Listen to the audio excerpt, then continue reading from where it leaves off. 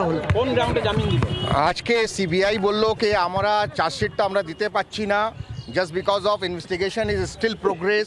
আমাদের চার্জশিটটা রেডি হয়নি, 90 days আমাদের কমপ্লিট হয়ে গেছে, statutory period is over, so the court has been granted the bail. তদন্তকারী অফিসার নিজেই ছিলেন, তিনি কি বললেন? উনি বললেন কি আমাদের ইনভেস্টিগেশনটা এখনো চলছে, ইনভেস্টিগেশনটা আমাদের কমপ্লিট হয়নি, সো আমাদের কিছু বলার নেই।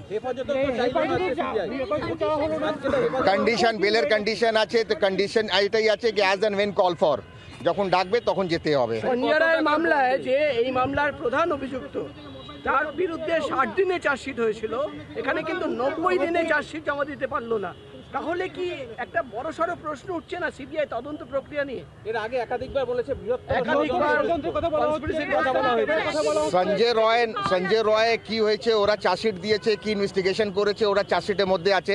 মগর আমাদের ক্লায়েন্ট যেটা আছে অভিজিৎ মন্ডল চিন্তা, যাকে বেল দেওয়া হয়েছে, ওর এগেনস্টে এখনো কিছু পাওয়া যায়নি, সেই জন্য 90 days হয়ে গেছে, চার্জশিট দিতে পারেনি, বলছে investigation is still going on. আপনি একটা কথা বললেন কোর্টে দাঁড়িয়ে যে suffered 90 days, Yes. Suffered word আপনি ইউজ করেছেন। Yes.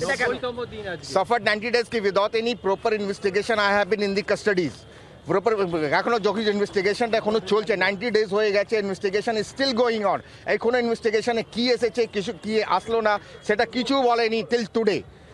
তাহলে কি গ্রেফতারি নিয়ে প্রশ্ন তুলছেন? গ্রেফতারি নিয়ে প্রশ্ন তুলছেন, আপনি সাফার্ড কথাটা বলছেন। ইয়েস, গ্রেফতারি নিয়ে কি এখনো ইনভেস্টিগেশনটা চলছে, 90 days হয়ে গেছে, ইনভেস্টিগেশন চলছে, চার্জশিটটা দেয়নি, তার মানে এটা ইনভেস্টিগেশনটা কমপ্লিট হয়নি। ইটস মিনস ইটসেলফ কি ইনভেস্টিগেশন যেটা চলছে সেটা আমার এগেইনস্টে কিছু নেই।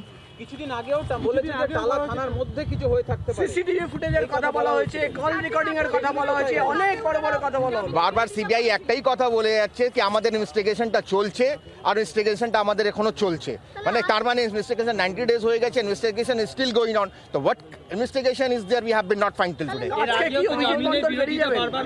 আজকে বেল হয়ে গেছে, আজকে উনি বেরিয়ে যাবেন। দেখে নিচ্ছি আমরা, এখান থেকে বের হবে না কোর্ট থেকে। সন্দীপ ঘোষ তো অন্য মামলায় এখনো রয়েছেন, তার বিরুদ্ধে সন্দীপ ঘোষে এই কেসে বেল হয়ে গেছে, অন্য মামলাতে কি আছে সেটা আমি বলতে পারবো না। আমার নাম দেখলাম আইনজীবী কথা বলছেন, এবং তিনি আজকে এমডি সাজেদ। বলছি এখানে কত কন্ডিশন আছে? 2000 টাকা 2000 বন্ড হয়েছে ওটা, separate, this is not the question you are asking.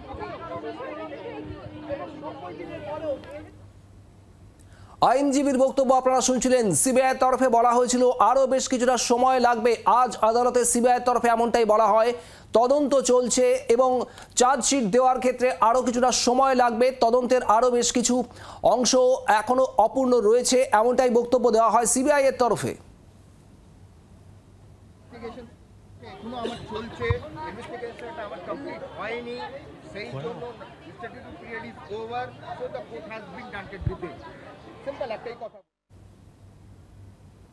আর 90 দিনের মধ্যেও তদন্ত করে চার্জশিট দিতে পারেনি সিবিআই, আর তারপরে আজ আদালতে সন্দীপ ঘোষের জামিন মঞ্জুর করা হয়েছে। একই গ্রাউন্ডে প্রাক্তন ওসি টালা থানার অভিজিৎ মণ্ডলেরও 2000 টাকার ব্যক্তিগত বন্ডে জামিন।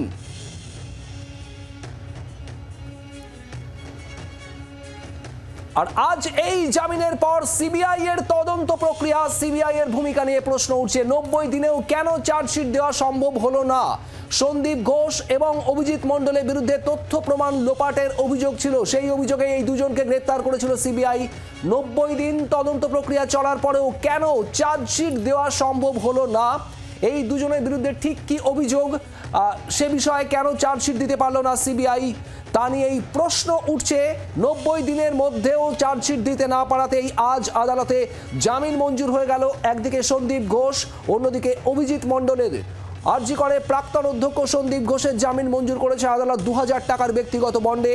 এবং একই সঙ্গে আপনাদের জানিয়ে রাখবো, টালা থানার তৎকালীন ওসি অভিজিৎ মণ্ডল, তাকেও 2000 টাকার ব্যক্তিগত বন্ডে আজ জামিন মঞ্জুর করলো আদালত। রণয় তেওয়ারি আমাদের প্রতিনিধি রয়েছেন আমাদের সঙ্গে, সরাসরি রণয়ের কাছে যাবো। রণয়, আমরা আইনজীবীর বক্তব্য শুনছিলাম, ঠিক কি বললেন তিনি, কি কোন গ্রাউন্ডে আদালতের তরফে আজ জামিন দেওয়া হলো সন্দীপ ঘোষ অভিজিৎ মণ্ডলকে?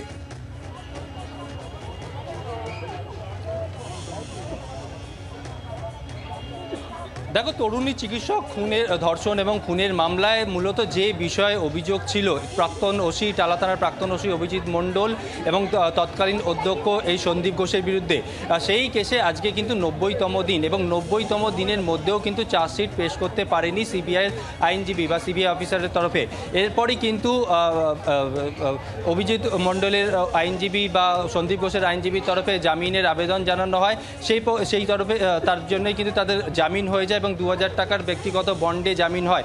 আর তুমি জানো যে এই ঘটনায় যদিও সন্দীপ ঘোষ কিন্তু আজকে জামিন পাবেন না, কারণ এই কেসে যদিও তিনি জামিন পেয়ে গেলে আরও একটি কেস রয়েছে, আর্থিক দুর্নীতি মামলা। সেই কেসে কিন্তু সেই কেস যেহেতু তার বিরুদ্ধে রয়েছে, তাই এখনই তিনি জামিন পাচ্ছেন না, তবে অভিজিৎ মণ্ডল জামিন পেয়ে যাচ্ছেন। তুমি জানো যে আইনজীবী যেটা জানালেন যে আজকে 90তম দিন, এবং 90তম দিনের মাথাতেও কিন্তু সিবিআই এর তরফে কিন্তু কোনো রকম চার্জশিট পেশ করতে পারেনি তারা। তারপরে কিন্তু সন্দীপ ঘোষের আইনজীবী, অভিজিৎ মণ্ডলের আইনজীবীরা বারবার সেই বিষয়ে তারা বলতে থাকেন। এর আগেও দেখা গেছে যে আদালতে জামিনের বিরোধিতা করেছে সিবিআইয়ের আইনজীবী, আজকে কিন্তু সেই হিসাবে সেরকম কিন্তু কিছু দেখা যায়নি। উল্টে কিন্তু দুপক্ষের আইনজীবী বলতে থাকে যে জামিন চাই। এরপরে কিন্তু দুপক্ষের সওয়াল জবাব শেষে 2000 টাকার ব্যক্তিগত বন্ডে দুজনেরই কিন্তু জামিন হয়ে গেল, অর্থাৎ প্রাক্তন ওসি অভিজিৎ মণ্ডল, টালা থানার প্রাক্তন ওসি এবং তৎকালীন অধ্যক্ষ সন্দীপ ঘোষ, দুজনেরই কিন্তু আজকে বেল হলো। বাংলার আওয়াজ, বাঙালির আবেগ, জি 24 ঘন্টা।